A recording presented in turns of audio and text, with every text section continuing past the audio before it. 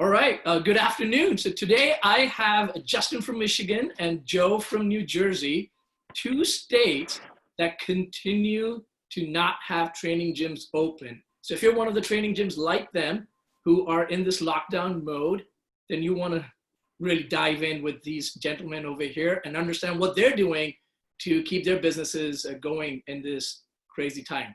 So Joe, we'll start with you. Give us the lay of the land. What's happening in New Jersey?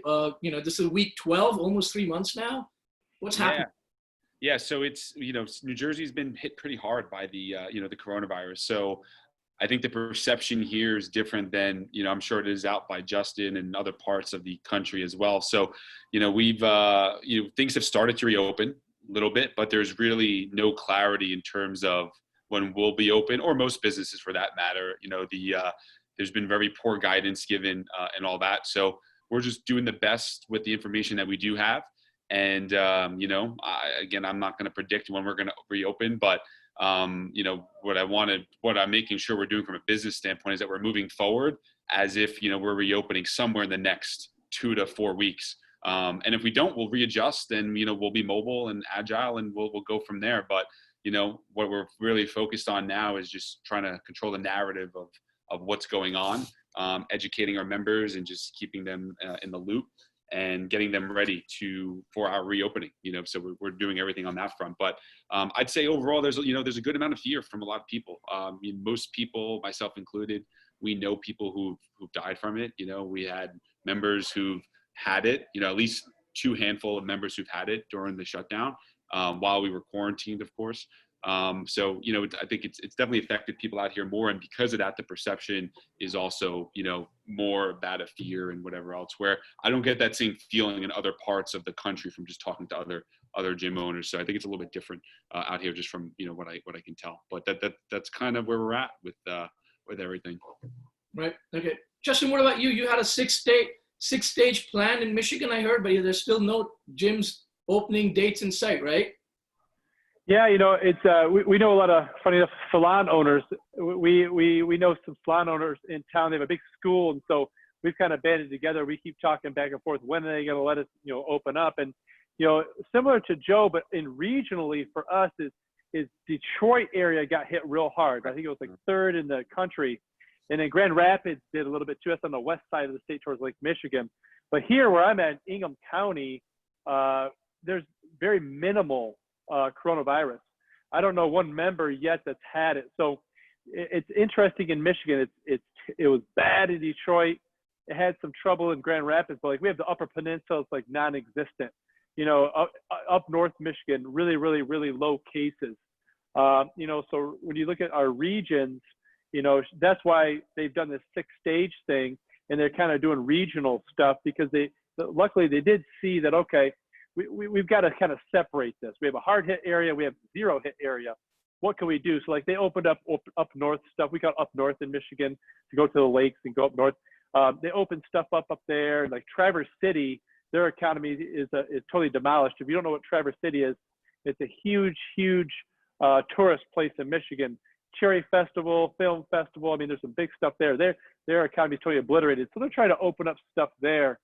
But, similar to Joe, is we don't have a clear plan. They did these 6-stage, but, as Joe was talking earlier, they could say, all right, you're opening up in a week. And so we're doing the same thing. We're getting, all our printouts ready for putting all the signage up in our facility to make sure that's ready. We've moved a bunch of equipment. We have high ceilings. We've cleaned our ceiling. We're just trying to do things we can control, along with all the Zoom stuff that we're doing for our members. And we're trying to give them as much information and support as possible. So our first thought was, how can we take care of our membership right now? And we've been thankful enough to some of them are still paying the membership. And what can we do with our facility right now to make it ready for opening? And that's all you can really control. There's ups and downs. You get upset, you get mad, you're wondering, but at the same time, it's I can't do anything about it.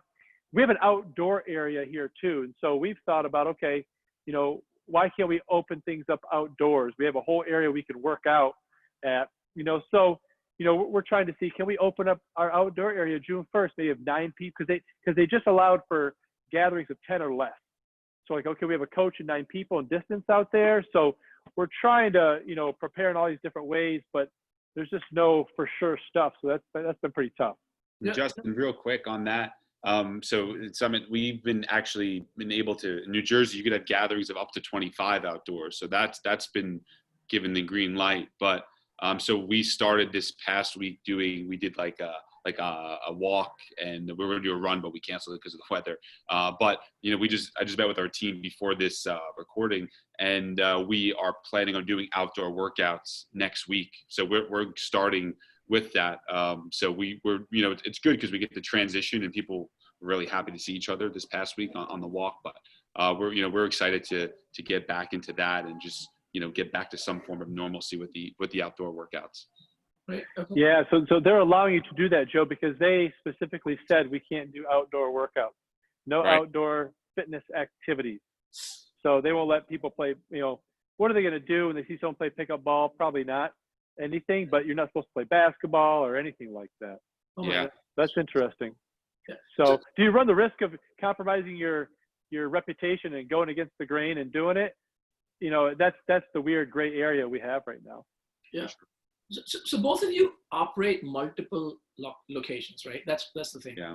So, and since this is 3 months, it's great that those things are coming in, rulings are coming in, you can go out and do stuff. But I'm sure member fatigueness has also set in, right? Initially, it's like, hey, 2 weeks out, 4 weeks out. Now it's 8, 10, 12.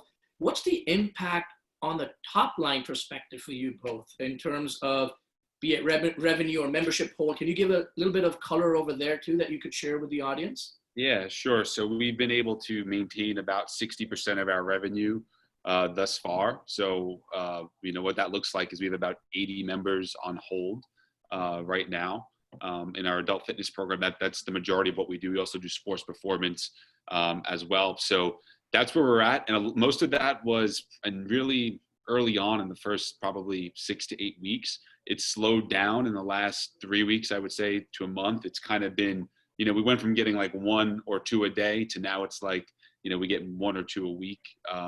That's started to pick back up a little bit in the last, you know, week and a half. So we'll see how that continues to trend. But I think, you know, kind of the perception is like, since things are starting to open back up, I think people are starting to see that's, you know, we're moving closer to that, which is good. So, you know, we just put a survey out to our members, which maybe we'll get into. I won't go there yet, but yeah, that's kind of where it's been in our business. You know, we're down 40%. We've been able to maintain 60%, but through servicing those members through Zoom, and we've done more than just the workouts. It's really been about the coaching support, accountability, the community we've created. You know, so that's really when our focus is. So we just adopted and changed, you know, but that's kind of where we're at with everything thus far. Okay, good. Yeah, similar to Joe, we're at about 60% too. We started higher, like the first month everybody was like, you know, let's stay with you and all that. But then as it unfolded, you know, people are like, wow, you know, I don't know when you're going to open, and they have concerns. And we have quite a bit of people in their 50s and 60s and 70s. And so those folks, like 2 people today emailed me, said, you know, I want to support. I've been supporting, but I don't know when I'm going to come back, you know, for a long time. I've asthma, et cetera. So we're getting some more of those people that are a little bit nervous, but I think it's probably the majority of people are ready to come back once we open up. So we've been able to maintain some revenue, you know, through the community stuff, through Zoom, or for people that just want to support us, which has been fantastic. The big kicker for us is we have 2 corporate centers, and those are, you know, we're basically only be able to open when they say we can. And right now they've put us in their phase 2. They're going to bring all their, like, the one place has 2,300 employees. The other place is about 600. And they're going to bring them back in 20% phases. And we're in phase 2. And then also we're going to be a little restricted because there's smaller rooms, how many people we can have in there.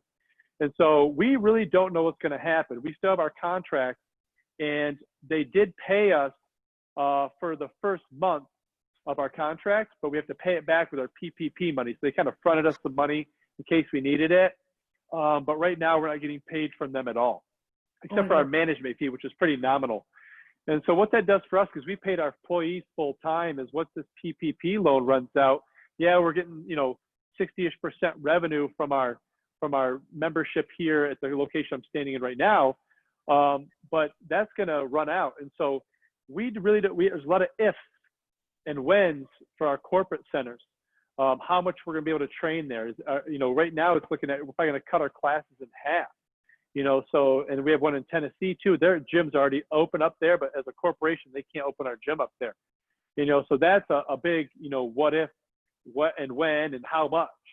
And really where it really affects is our employees, is the hours we can give them to, because obviously we make profit and all that type of stuff off that, but that we'll have to reduce our employee load, which is a little bit scary. So that is a lot to be determined with that corporate center, both of them.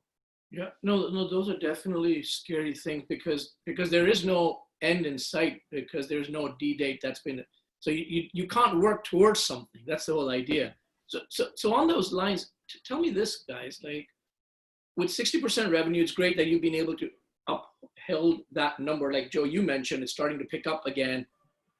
Even on your case too, Justin, you said you're getting these emails from the 50s, 60s, 70s crowds coming in. What if this continues for another month or 2 or 3? Like, what are you thinking of doing? Even when we started, Joe, you were saying, hey, we're going to be nimble, we're going to be adaptive, we're going to change, but let's put it out there. Let's say gyms don't reopen, or at least you're not given the clear mandate to open for the next 3 months. What is going on in your mind? How are you going to manage? What plans, if any, are you thinking? Well, it's a great question. I think the one thing that is going to win out during this time is really creativity. So for us, what I think that looks like is we'll continue to service members through Zoom. And, what we did is we didn't reduce anyone's prices or anything like that. I know places did that, and there's nothing wrong with that. But a lot of our members were happy staying where they were at. And we just deliver, our small group training through Zoom, obviously, rather than in person. So, what we would do if this continued for another month is we would continue to do Zoom. We were introducing the outdoor workouts, which would be a much bigger part of what we're doing. And we would get creative. We'd have, we've lent out most of our equipment, but we'd want to make sure we can, do enough in those workouts to provide enough value that they want to do it. And the beauty of, I guess, the one silver lining in all this is it's not like they have other options. Like they're not going to stop working out with us and work out at another gym. I think that's not really an option, So if it went on for another month, that's what we would, that's at least initially what we would do. And the other things is we would reassess and we would see what's working, not working. My partner in the mastermind we run for gyms, Paul Reddick, talks about this is a game of hotter and colder. There's going to be some things that we try out that we're like, okay, we're getting warmer. This is working. Let's keep doing this. And there's other things that, we're going to try that are going to not work at all. And we're going to be like, okay, we're going to have to stop doing that. So I think that's one of the advantages we have is like being in the private training gym business, right? Versus like a franchise or, a big corporate business. Is we can make changes on the fly. We can adapt quickly where that's, a big advantage we have. So, but to answer your question, those are things that we would do. And, we would transition. There's so many other things you could do, could you do work, would people want to host a workout party? Just because if that were to happen and we weren't allowed to open, doesn't mean like that people don't want to get back to normalcy, right? There's people that are ready. So there's things that we could do. We can travel to people's houses and do a block party workout or in a backyard. Get creative is what we do. We'd have to find a way to provide enough value for the members, and one thing we've been doing during this time is we've been coming up with different challenges. We're in the last week of our virtual Olympics right now that we're doing. So we're putting together these different types of challenges to engage people during this time. So we would just have to find more creative ways to do that, and maintain it. So that's really what we would look to do, and just continue to prepare for, the unknown. So. Cool. Yeah, good stuff, Joe. Joe has a good positive attitude about it. And I have to self-admit that I'm such a brick and mortar, I want to train you in this gym type of guy, that it gets tough to keep the motivation of, doing challenges or virtual stuff, let's call it. Yeah, sure. So that's going to be a layer we're going to keep probably forever, right? We're already developing a new web page to sell our virtual training membership. That would include unlimited, Zoom workouts and a half-hour individual Zoom and some other small things with that membership. So that'll be a layer of membership we'll include probably forever. And then the outdoor thing, once we get that go ahead of doing things outdoor, we're going to take advantage of that in 2 ways. One, we're going to do it right out back. We have a whole area we work out. We have a rig, we have a shed with equipment. So we'll bang those 2 things out. But also we have something called Lake Lansing. We have tons of lakes in Michigan. And so you're allowed to go in there and do things right now. You can't put on classes or fitness yet. They have park rangers there. But once we get that go ahead, we're going to have some outdoor workouts there at the lake. And so we're going to try to do as much outdoor stuff and Zoom stuff to maintain, what we can. And then what we'll also, get into is, trying to see if we can do some more webinars, more, trivia nights, more just socials, and try to think of, we've also thought about, I think you mentioned this, Joe, block parties. There's a few neighborhoods that have a lot of our members. And so we've had to reach out to us, hey, we'd feel comfortable if you came and did a group workout just for the neighborhood. Maybe it's not even members. Maybe it's just whoever the heck's in the neighborhood, right? Just trying to reach people. So that's what we're going to look into, is how we can just get people outside, and of course the Zoom. Because this continues on, I guess from a whole looking down the road summit, is we have a big facility in this one I'm sitting here, so 11,000 square feet. And, if let's just say in 6 months, if our membership is still, whoever wants to come in the doors is 60%, 70%, we are looking at a new location to build out, because we have a lot of space we don't need. It's a blessing and a curse. We have a lot of space here that we can social distance. We have a lot of office space that's just unused space. Right. And so that's really what we're thinking. I'm like, okay, what are we going to do in 2 years when our lease is up? And that's what I've been thinking about a lot, and actually searching around the area where the best location would be. So this is really pushing me to make some longer term decisions. And then one thing I think Joe mentioned is, one thing that saved us too is our members don't want to be charged a different price. They want to be charged what they're being charged right now. And that's been really helpful. Well, that's amazing. I love both of this creativity, and you're thinking long-term, you're thinking about expansion still. That's awesome. That just goes to show the mental acumen and the mindset that you both have in terms of saying, we'll figure it out, we'll go, and we'll make the most of this. I love that, guys. That's awesome. That's just so positive right there. So let's take it down though a little bit more. When you say, are you afraid? Are you apprehensive? Are you worried that these block parties, going out and doing the workouts in the parks as winter comes along, if this gets more extended, like everything has a shelf life.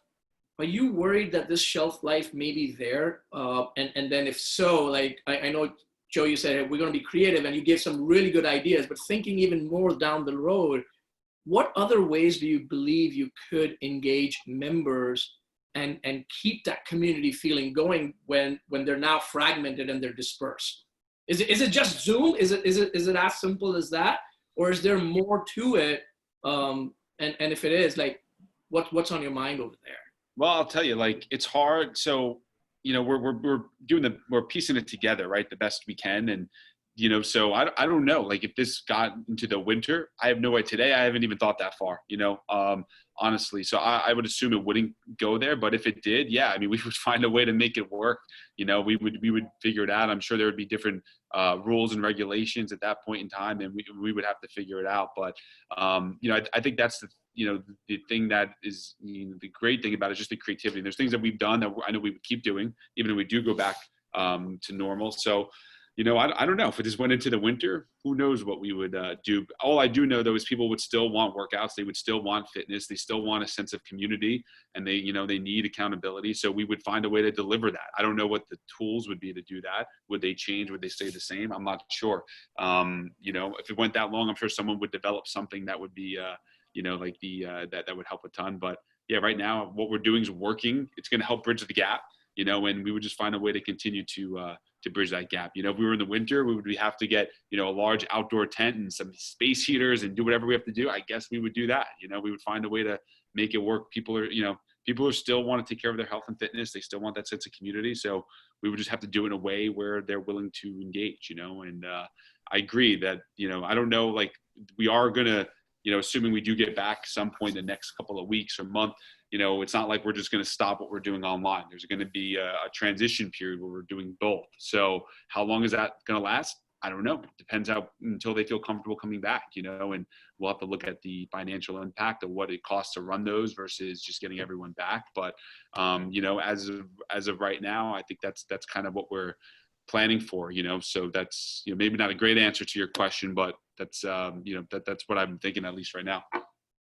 Okay. Well, yeah, I think, it's a tough answer. I mean, I think Joe and I are both trying to search for ideas in our head right now, right? Because there's only so much you can do. There's, like personally, for me, I don't want to, if I was a client, I don't want to train virtually. Yeah. I just wouldn't do it. I just do my own thing. If I had to wear a mask in a gym, I just wouldn't go. So there's probably other consumers just like me. If Joe's training me and I'm in his small groups, I want Joe to train me live. And so I'm going to wait for that. The cool thing that Joe and I and many other people have that have training gyms is we're going to be a safer place than a Crunch, than a Planet, than a huge health club. And so I'm not worried about competition. So we know we don't have to worry about competition too much anymore. We've got literally next door, if I point this way, Crunch Fitness, right next door. This way, I could sprint there in 20 seconds, is M43 opening up, or it was supposed to open up. They put their sign up like 2 weeks before Corona hit. Okay. So they're in trouble because their business model is not set up like ours and it's small. They're in trouble because just a bunch of college kids going crazy. I'm not worried about either, Say it again? And they can't be agile. They can't, those big places, they can't make the decisions and the moves that we can make either, Yeah. So the one good thing about coronavirus for businesses, I'm not worried about the competition. We're actually, places like Joe and I are we're the top right now. We're the top tier. But one thing, I don't want to say never, Summit, but I don't ever really want to become an online trainer or an online training facility. That's if that came to that, let's just pretend in some dramatic world, it's not going to happen that, okay, you can never open your gym again. I would be done. I would work with clients one-on-one because I like those people. But I wouldn't try to build an online business. That's not what I got into the business for. And there's a lot of people that are really good at it. Okay. You've got people that have developed these huge programs that are awesome. So let the Pelotons of the world do that. What I would do if business just wasn't as good as it was, I would find a smaller location and just downsize, because we have 23 employees. Our payroll is $45,000 a month. Our rent's almost $13,000 a month. So when you have these big bills, it's like, I'm just going to reduce so I can, have less cost in case something like this keeps happening. Because, we don't know if this is going to happen again. I mean, it very well could. Okay. Yeah. And coronavirus could be around for years, and another virus can come. They've been talking about this I've seen documentaries 5, 6, 7, 8, 10 years ago that said, hey, something like this is coming. So this won't be the only one that we'll get. And so, like I told you, I'm thinking years ahead. How am I going to be able to shift and pivot? And our corporate centers, which do very well for us, we're just going to really have to adapt how they want us to adapt. We have to kind of follow their rules. I mean, they trust us with the training and the service, but when we're within their four walls, we basically have to do what they tell us to do. So that's kind of, that's where it's going. No, this is great. I mean, and I purposely asked you those questions just to further, tighten the screws and see how you guys think. And what I love about both of you is just the positivity. Like, Joe, you were like, I don't know what it is, but I'm going to figure it out. We have this in our case. This is our advantage. Justin, you said the same. I'm not worried about competition. So I guess even before going there, I have another set of questions for you both, and which is, what do you guys consume? What do you eat? What do you read? How do you feed yourself to have that mindset? Because we all know one thing, and I guess you both embody that, which is the best battles are won or lost in the mind. And by talking to you both, you clearly are winning that battle despite what is happening outside in the world. You're like, you know what? This is a blessing in disguise. We will figure it out. We will do this.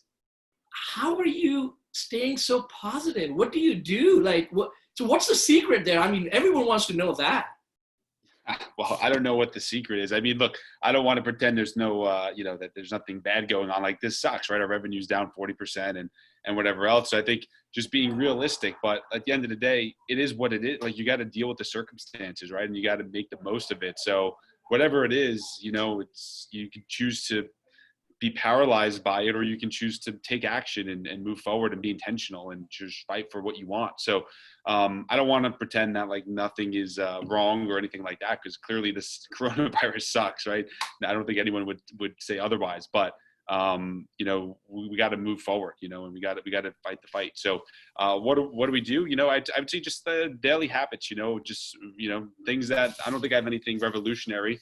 It's all little things done consistently, I'm a believer that I forgot where I first heard this, but consistency beats intensity, right? So just doing a lot of things consistently, whether it's reading, planning, just getting better every day. It's one of our core values, and one of our other core values is all in. So just going to be all in, do what I have to do for the greater good of the team, the business, and, move forward. So, I think there's a lot of ways to answer that question, but I don't think I have any secrets, man. I think it's just, you just realize, it's, what are you going to do with what's in front of you, your circumstances. So I certainly don't want to be a victim of them. Right. And just be intentional and fight, so I think it's more of a mindset, and, that mindset leads to daily habits and choices that you'll make that are going to shape how you think and, decisions that you make. So that's, kind of what I think about that.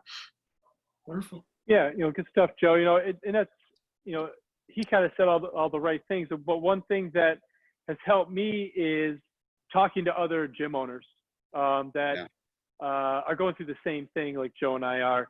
I have a couple local people. One used to work for me, and he's got a gym, 2 gyms in town now, and we're friends. And so we talk almost daily, whether it's text or DM or whatever. Another guy has a sports performance place in town. And so just by talking to those 2 guys, like every day, just, you kind of know someone else is going through the same thing, and we're all fired up because of this. And what did Gretchen say today? This is baloney. And, are you going to start training and go above the law? And so just having that support of another gym owner is going through the same thing, knows exactly what's going on. It's like, okay, I'm not alone. There's so many other people going through this, like Joe and I.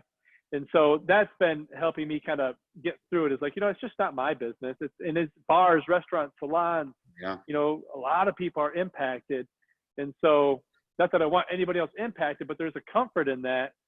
It's not like all of a sudden Joe and I's business just started doing bad. We pissed off a bunch of members, and, 5 health clubs, went right in our town and they demolished us. A lot of things are out of our control. So just talking to people that understand that is really helpful. Sweet. Okay, cool. Justin, you mentioned during the early part of this discussion that, hey, corporate is done. You're not getting that money right now. The PPP was really fronted to you. So revenue's down for both of you, 40%. What are you doing on the cost side, which is something that you could control now that the PPP is over? I don't know if there's going to be another, stimulus package, but let's assume that doesn't come through. How are you managing that? What are you doing outside of the rent forgiveness, outside of the variable cost with payroll? Like, what else are you doing? Are there some nuggets that you can share that has worked well for you that other gym owners could also emulate and learn from and bring home, considering they're still closed as well? Hey, go ahead, Joe. Yeah. So I'll go. So we're budgeting month to month. We're looking at everything, and we're not looking too far out for that. So we're looking at what's our projected revenue for this up. Like, we're doing that right now. So for like June, we're looking at what are the scheduled payments to go through, knowing that some of that will churn through, right? Because there's going to be people that want to go on hold. So we're looking at what our revenue is, and then we're budgeting accordingly, knowing that we have certain fixed costs like our rent, right? We don't, have any debt. So we, thank God. So we're good there. But we certainly have payrolls, definitely the biggest variable cost. So, there's managing payroll relative to your top line revenue is really important. That's the biggest lever you can pull. And some of the things that we did early on is we reached out to all of our vendors, our subscription providers, and something I recommended to all of our, mastermind members was do that. We probably saved over $1,000 a month in, just making a phone call or sending an email and letting them know, like, hey, our business has been impacted by, this shutdown. Is there anything that you can do for us at this time? So I think there's a lot that you can do, from a generating, if you have a certain expense structure that's not movable, well, can you do any sort of paid in fulls for your clients? Can you put together, a 6, 8, 10, or 12-week program that they could pay upfront for, where you're going to provide a lot of value for them? There's so much that you can do to help, generate revenue if you're, if you can't change your expense structure, because, really when you have your payroll, which you could change your rent. We've been paying rent, every month here in our main location. Our landlord hasn't been willing to work with us much. And, we've been fortunate enough that we can do that. Our other locations, though, our landlords are more, they're more, I don't know, forgiving, if you will, right? And we still haven't figured out what we're doing there, but so you're looking at rent. Is it possible? Can you defer it? Can you amortize it into your lease? Can you put it on the back end of your lease? Will they forgive it altogether? So certainly that's going to be something that you want to look into, looking at your subscriptions and all that as well, and deferring. A lot of them have given discounts or have just skipped payment on them, right, where you don't have to pay it back.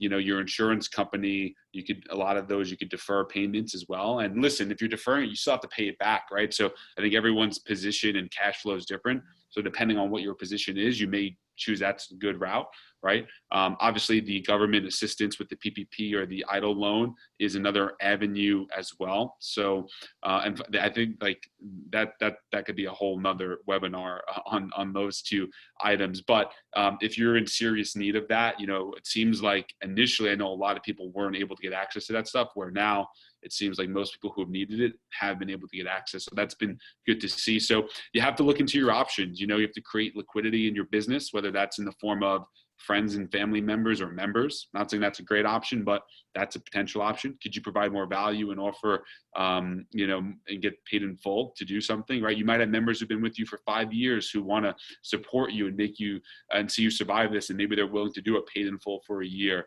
to help you through this. So that's an option, right? So there's lots of things you can do, but I guess, you can only do so much to save expenses, right? You can do some of those things I mentioned with rent, payroll, your subscriptions and all that. At some point, you may have to look into how could you get more liquidity in your business, and what are those things that you can do, and whether it's generating new revenue, whether it's, government assistance, whether it's, going to a bank, which really is impossible as far as I know, with the PPP going on, unless you're going through that one of the government programs, or friends, family, and such. So there's definitely options out there, and I think your strategy will be dictated by your specific situation. Fantastic, great nuggets there, great insights. Yeah, a lot of the same stuff. One thing you made a point, Joe, like, hey, if you delay these payments, you got to pay them anyway. So what we said is, hey, look, we're not going to delay any payments. Let's just pay what we can now. With the money we had in the bank, with the revenue we're still getting, with the PPP loan, still paying rent, payroll, subscriptions and stuff. But what we did do is, you mentioned this too, Joe, hey, can we get a 12-month thing? Like MindBody did something where, hey, if you sign up for 12 more months, which we're going to, they'll give us some money off. Okay, great. We did something with Comcast like that. A lot of these smaller subscriptions, we say, hey, can we either delay it or not delay payment? Can we, pay more up front for the year? Can you forgive us 20%? A lot of people say, okay, we'll give you 20% off. And so we saved some good money doing that. One thing that we thankfully had lined up before is we had a large line of credit. We tried to make sure a line of credit was about 10% of our revenue, and then credit cards that were free. So we said, okay, in the oh crap moment, say we don't get the PPP, which would have been terrible, or if that money runs out, do we have some credit that we can use to stay in business? No one wants to go in debt, but no one wants to go out of business either. So we're like, okay, cool. So we have some security with our lines of credits and our credit cards. And also, I have, a couple of great clients that are wonderful friends, and, thankfully have a fair amount of money. And they're like the last go-to, like, okay, if we really get in some deep waters, those people are there for us. So that's kind of where I set my finances up is, what do we have now? What do we have in oh crap moments? And then maybe another level of oh crap moment, what can we still keep paying? I didn't want to build up debt with our mortgage at home, or, with my landlord. However, I did say with my landlord, I said, look, we're going to pay, we got our PPP loan, we can afford it, we've got the money. They weren't doing anything for us. They're a huge company, and they're like, pay it or you can delay payment. Well, I'm going to pay it now. I said, but look, I want to discuss and rediscuss our lease terms as this goes through, because if revenue doesn't come back, because there's going to be some people that just don't want to come back. Right. There just is. What number that is, 10, 20, 30%, I don't know. I was like, I want to be able to sit down with you and restructure my lease depending on, how this is impacted. They said, okay, we'll do that. Because they don't want to have an empty tenant at this time. They want to get money. Right. And so we're going to wait until July, August. I have a guy that is a client that does my lease negotiation stuff. And he's like, we'll tackle that when it comes. And they've been willing to discuss. So if we can maybe, reduce a term, or, get lower rent, but we're going to stay and guarantee payment, that type of thing. So. Cool. No, these are great nuggets. These are very tangible, tactical nuggets that everyone can apply. That's great. I mean, I love the fact that it's just not strategic insight. It's very much touchy, tangible things that you can do. You can execute on this tomorrow, that kind of thing. So thank you for sharing that. I'm sure a lot of people would get a lot of significant value out of this. So thank you both for doing that. I have a couple of more questions. One of them is, I'm toying with this, which one should I go for next? I have questions here on the other side. I wanted to ask you, Justin, you mentioned that as you look towards the future, there's some things that you will keep, which is the layering that you said, hey, we're going to have those Zoom virtual sessions in. As you've gone through this process, are there other things both of you have come across which you're like, we're going to discard these things? I mean, we're ready to discard them tomorrow once we reopen up because A, it doesn't suit us, or it's just not us, whatever it is. And on the flip side, what additional things are you planning to keep as you do open up, when you open up? Sure. So we do have a basic access membership where people, and we keep it more expensive because people get the community, we help them out. They're in a training atmosphere. It's $79 a month just to come in and work out, use the locker rooms. We have nice locker rooms, all that. But we're going to eliminate that membership for a while. So we're just not going to sell that. And we don't have a lot of people on it. I think we have like 53, 55 people on that membership. It's not a ton. And so we're going to tell those people, hey, here's, you can work out between the times of 12 and 4 or 12 and 4. And then they can work on the weekend. And then they can work out from 7 p.m. to 9 p.m. when we close. And so they're going to have restricted hours, and we'll give them the option. You can get out of your contract, no problem. We understand. So that's going to be a change for us, is no more basic access for a while until this gets better, and give them the option to stay with the restricted hours, or also give them a possible upgrade, a discount on like a small group or whatever, private training membership. But most of those people that do our basic access, they either train individually to get a program, or they just like working out here because they like our place. And so, we're willing to take that risk with losing some of those folks because it gives us more control within the facility. And then our large group's going to change dramatically. Right in this turf area, it's like 1,500-ish square feet. I can't remember the exact dimensions, like 1,534. We're going to go to 8 to 10 people in a large group. We used to pack 20, 25, right? Sometimes 30. And so we're thinking, okay, we call it conditioning. So we're going to make it peer conditioning sessions, which means, bike, rope, rowers, ski ergs, sled, like stuff just to get your heart rate up, basically. So minimal equipment, and we're going to reduce it to about 40 minutes, used to be 55 minutes. And it's just, heart rate based training. You're just going to get your burn in, and we sell a membership for that. And we're going to have the same options, but there's less people. And so we're also running the risk of, hey, I've been a conditioning member, we call it, large group. You don't have as, it's hard to get in them because there's less people. Well, we'll give them the option to upgrade to, we still call it semi-private training, small group training. We'll give them a little bit of a discount. Say, hey, well, you should be doing this training anyway. You still get the conditioning.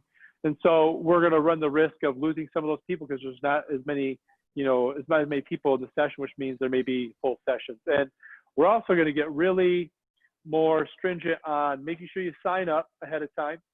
Make sure you cancel ahead of time. We hardly ever charge late or cancel fees, but we need to know who's coming in. So we're going to enforce those type of policies more. Make sure you sign up.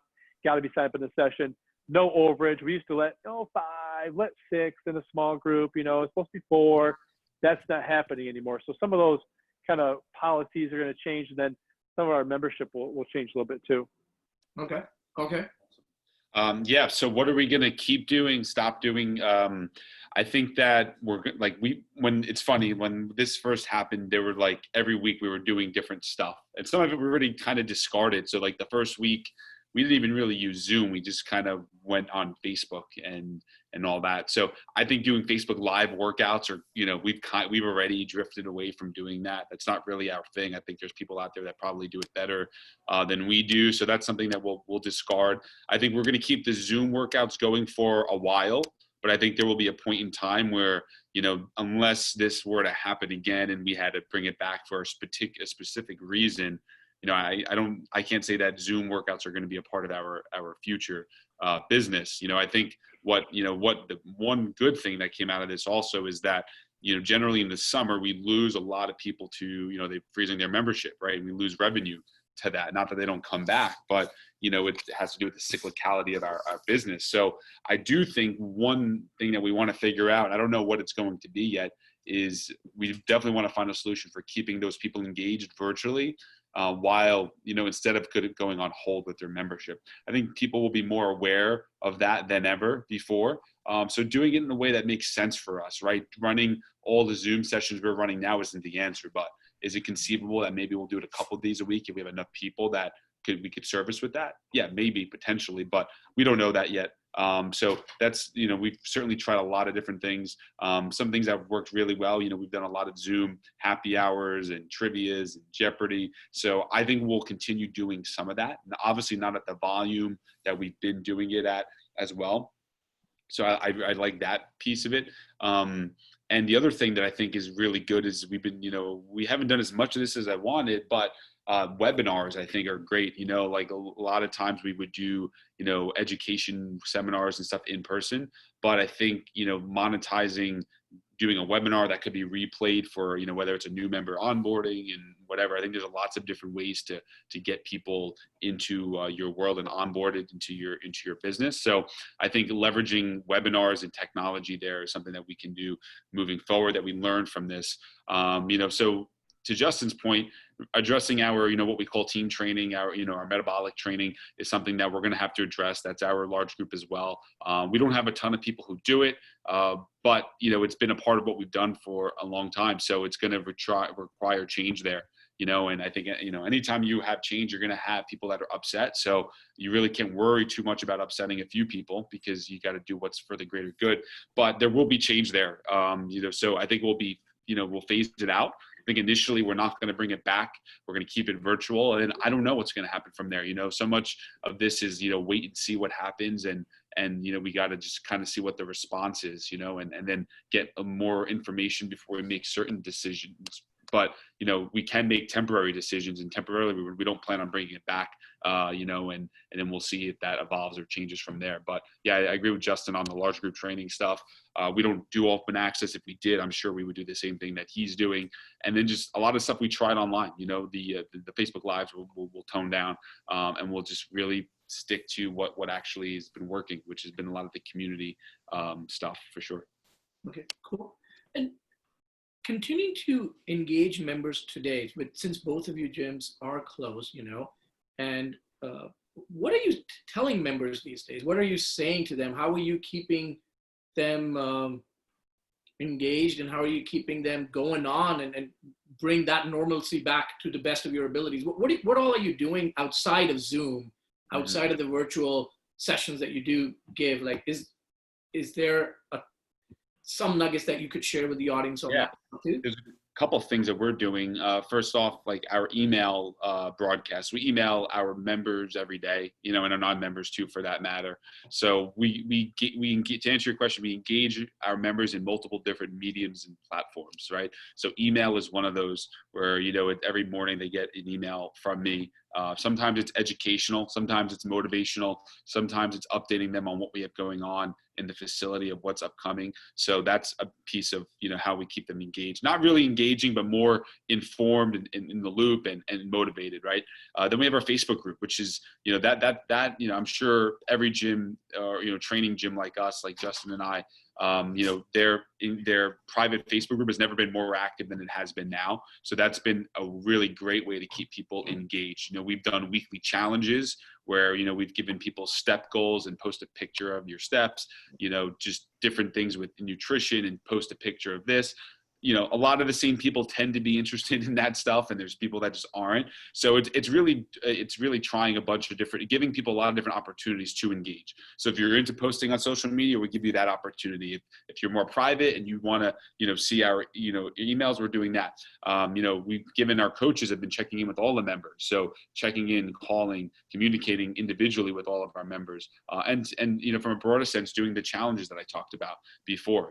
So we've tried a lot of different things, and we're doing all of those different things to engage the members in different ways, because there's not one way to engage all the members, and I think it's important to realize that. So we're trying a lot of different things. For a while, each coach had a day assigned to them, and they were making a video for members. That was at first, it was a lot of education-based stuff. Now it's just like, we're doing fun videos, and now we're educating them on what the reopening plan is. So it's transitioned a lot, but it's again just, it's the principles are, we're going to apply multiple different ways to engage them, and we're going to do it on multiple mediums and multiple platforms, and we're going to use our personality. We're going to have fun with it, and we're going to educate, motivate, and have fun with it. So that's been our strategy. Sweet. Yeah, pretty much echoing the same as Joe. Pretty impressive. You email every day. That's awesome. We do probably 2 or 3 a month, just with schedules and videos we've made on our Vimeo page and those types of things to our email list. But yeah, Facebook groups have been the savior, right? Both for our corporate and our regular location. Is trainer posts something every day, whether it's an article, video, inspiration, whatever. We always post, when the next workout is, with the workout written, the link to Zoom, etc. And so those have been critical with, as far as keeping in touch with members. So email, and then the Facebook Live. One thing that we've also done is, I do a ton of private training. That's all. I don't do any small group or large group training at all at our facility, but I've always done private training. So I do a lot of private training, and some of our other trainers do as well. We also do consults. And so we said, hey, members, anytime you want to talk to a trainer a couple times a month, for a nutrition coach or, FMS screen, whatever it is, we've done that. So those are probably the main 3 things: email, Facebook Live groups, and then really kind of pushing our members to reach out and say, hey, let's set up a Zoom and just us, just one-on-one, and, how's everything going? I actually thought there'd be more people that would take advantage of that. Surprisingly, there's not. The one-on-one stuff, because they're paying a membership. We said, hey, we'll just give you, some sessions, right? You're paying money. But those are the 3 biggest ways that we've been doing it, for sure. And then of course, social media in general. Right. Well, I just looked at the clock, and my phone started vibrating, saying we're almost up on time. So we could carry on for 2 more hours here. There's just so much more to do and say. Any last thoughts, any closing thoughts that each one of you has that you want to leave us on before we wrap? Yeah, we'll wrap up. I think whether you reopened or haven't reopened, I think ultimately, it's our, one thing I've talked to, I think before this call, is like, I've learned what, good leadership and bad leadership looks like from what our governor has done. Right. And I think Jocko talked about it in Extreme Ownership, where like, you're not going to have all the information you need to make all the decisions. And I got it. Like, you read and you're like, okay, yeah, I get that. But like, now it was really clear to me, like, yeah, like, this dude is waiting till he has all the information, and he's never going to have all the information, and he's not making any decisions. And it kind of magnified how important that really is as a leader. It's like, your job is to, is to lead. You're not going to have all the information, and you gotta, and that's why we're marching forward with our, reopening plan as if, we're going to reopen in a couple of weeks. And, and there's, and if we don't, then we'll see where we're at, and we'll reassess and go back from there. But, I think just giving, clarity and expectations, you just realize how important that is. So just learning kind of from the environment of going on around us, I think is important, because that affects a lot of people. Like, if Justin and I knew when we were reopening, or at least had a tentative date, we can tell our members, we could plan accordingly with what has to get done around the facility. We could educate our team on that. But I mean, we're just firing from the hip with the best that we can, right? But that's what we're doing. That's what, the people that are supposed to lead us should be doing as well. But so I think there was a good lesson in leadership there. And I think, just realizing, like, you can choose to kind of react to everything going on around you, which you're going to do to some extent, but just really being intentional about what you're doing, and controlling the narrative and the story. Because if you don't, then people are going to make up their own story and narrative if you're sitting back on the sidelines being quiet. So I think that's important. If you own a gym, is you have to control the narrative. Some people are going on Fox News and doing that, which, I don't advocate. And, we have our way of doing it. And there's no one to say what's right or wrong. But, you certainly want to control the narrative of the story that you're trying to tell. And I think that's really, realizing that is really important. Sweet. Great. Yeah, great stuff, Joe. Exactly. Control your own narrative, make posts about what you're doing, what you're going to do for your members, when we do open up, so you're thinking of them, so on and so forth. And just, we keep telling ourselves, control what we can control right now. We can control what we do in the facility right now. We can control how we communicate with our members online right now. So, that's as much as we can do. We can't go above the government, right? So we're choosing not to do that. But one thing that helps too, because it's easy to get demotivated right now. I'll be honest, like some days you wake up like, gosh, I'm just so sick of this. But talking to you, Summit, and Joe, and then like I was telling you, talking to other people, that's key. Just making sure you talk to people that understand, because, while your mom and dad may understand, and your friends and so on and so forth, not everybody understands what you're going through. So again, talking to your team a lot, communicating with them, communicating with your members, controlling what you can control, trying to build yourself back up by having conversations like this and talking to people. That's going to get you through it, because you could easily really isolate and not do anything, and that'll drive you crazy. So I try to get up every day and come here every day and do something. What am I going to do today? I got these little fathead stickers printed with State of Fitness on it so I can have markers, and I got those, and it excited me. I'm like, these are just whatever placemats basically, but doing small things like that just to kind of keep you going is really helpful. This is great. I mean, both of you are so positive people. I just feel the positive vibes here, and this too shall pass. This will hopefully go away and go away soon and fast. But it's just comes down to you got to, like you guys were saying, control the controllables, right? I mean, what's in our control, we got to keep moving forward, keep marching forward, and you both are embodying that, and we just need to emulate and learn from you all. So thank you again for doing this. One more point I want to share. Yes, this is good. Overachievers, I love that. One more point. I think, and I got this from my partner, right? Paul has mentioned it, and I truly think it makes a lot of sense.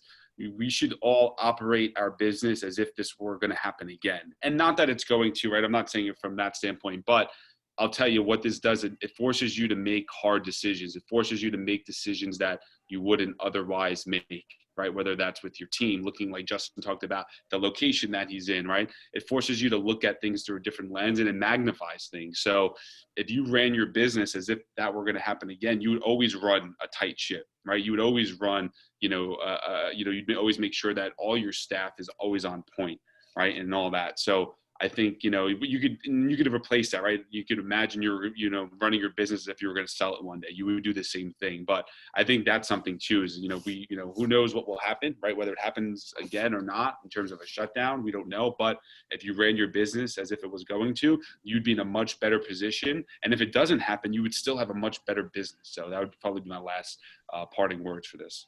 Yeah, no, this is wonderful. Well, thank you both. Thank you both for carving out the time. Thank you, Summit. Yeah, I appreciate it, Joe. I got another Zoom right after this. Yeah, I'm training a couple. They're up north on their lake, and so training 3 days a week. So that's what I'm off to do. All right. I'm going to